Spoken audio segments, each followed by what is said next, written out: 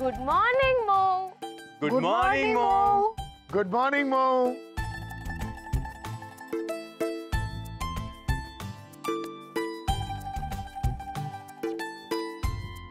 এই এই এখন একদম না, যাও আগে স্নান করে এসো, তারপর ঠাকুর প্রণাম করে বড়দের সবাইকে প্রণাম করে তারপর গিফট খুলবে। কিন্তু মৌ, তোমাকে গিফটগুলো নাম্বার অনুযায়ী খুলতে হবে। কেন নাম্বার অনুযায়ী কেন?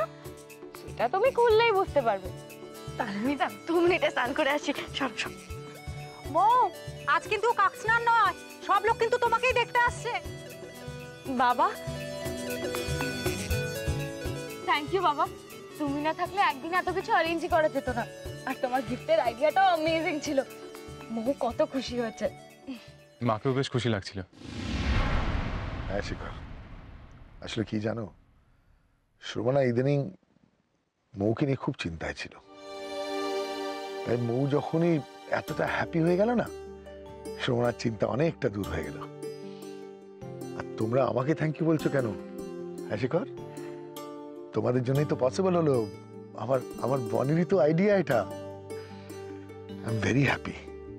আর কি জানো শিখর, আমি রিয়েলি সরি। আমার জন্য তোদের দুজনকে অনেকটা কষ্ট সহ্য করতে হয়েছে। পারলে আমাকে ক্ষমা করে দিও।